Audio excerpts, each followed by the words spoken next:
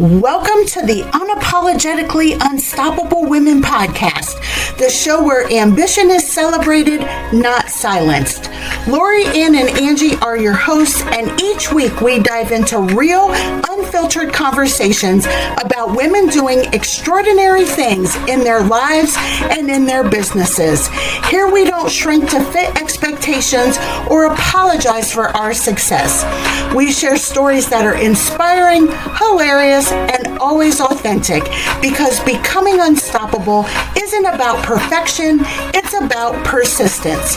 So grab your coffee, get comfortable, and join our community of women who know that no is a complete sentence and there are no limits to what we can achieve together. I love that you guys are talking about laughter, because I have found that if I'm not laughing, something is seriously wrong. I remember my daughter, and again, it was probably about 2.5 years after my brothers died, and I was starting to come out of the deep, dark hole that was my life. And I don't know where we were, what I was doing, but she heard me laugh, and she turned and said, "Mom, that's the first time I've heard you laugh since the boys died." And I was like, wow. So now it's when I pay attention, I'm not a good crier. Well, unless a dog died or something, then I'll cry like everybody, everybody's dead. But if I don't laugh, I know something's very, very wrong.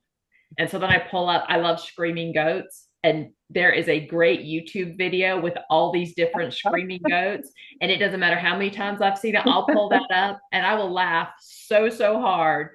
And then just feel that I love it. Stress melt away. I'm like, okay, I can take on whatever I need to take on now. I've listened to my screaming goats.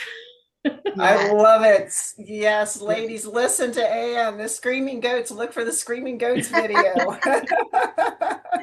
It's so one of the things I have a niece who's 19, and when she was 17, she had her first boyfriend.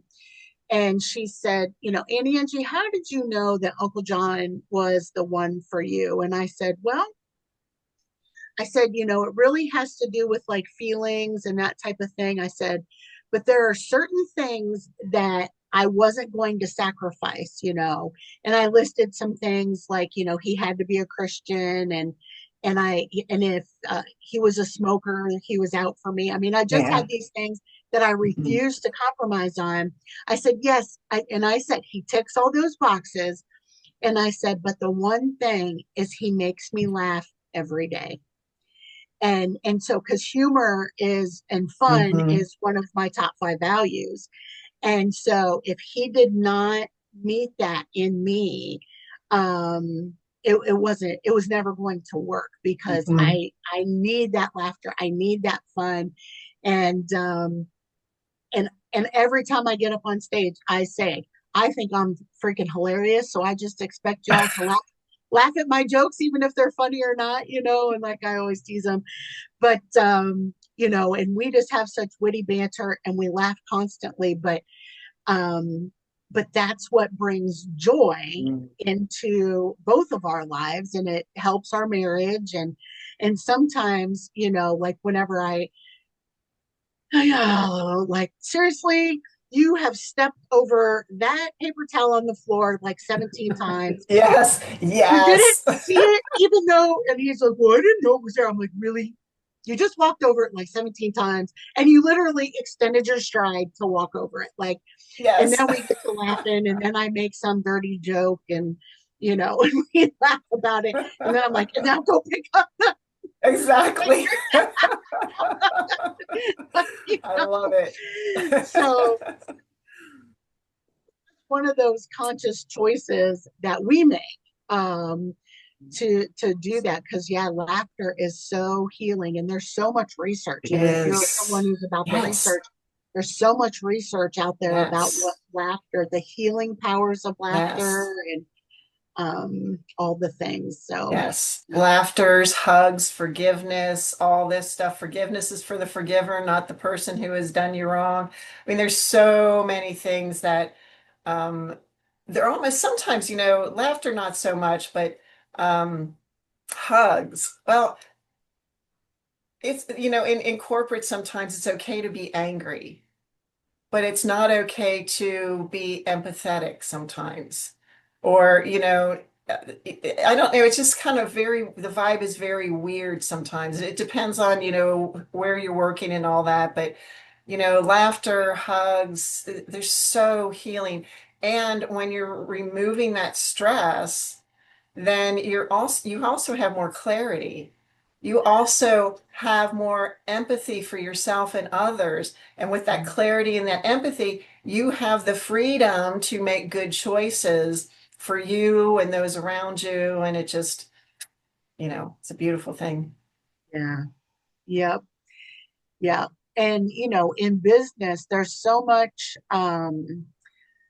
with freedom of choices and just different things. When we're in business, there's so much bad information out there, and Yes. we can get overwhelmed. The information fatigue is a real thing, and you could just get inundated with information all the time. And there's all these, we had talked earlier about these contradicting messages that are out there, and it's like, um, you're taught to stand up boldly but not too much, and like all the different things like we talked about earlier.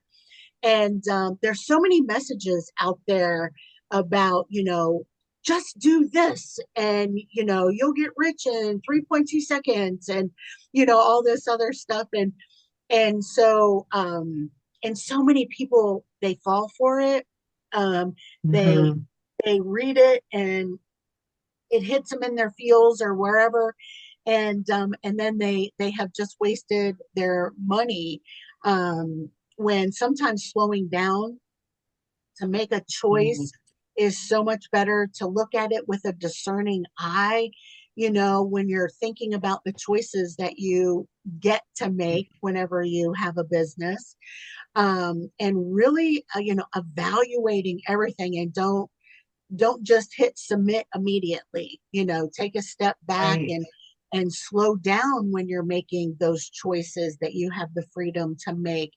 And and the just making sure that where you're spending your money is wise, and that you are making the best choice, so you don't have that regret later. Because I know I've been ripped off by people in business, and I know just hundreds and hundreds of other women who have horror stories. And, so it's kind of one of those things that when you're making those choices, choose wisely. You have the freedom to be able to do that, but we also want you to make the right choice for you, and don't necessarily buy the hype. Because if the headline that they're selling, which is, and the one I see consistently that's out there, is it's easy to make $10,000 a month as a coach. I see that message probably, I don't know, 5, 6, 7, 10 times a day. I get inundated with that message. And if that were the case, if it were truly easy, every coach in the world would be making 10K a month.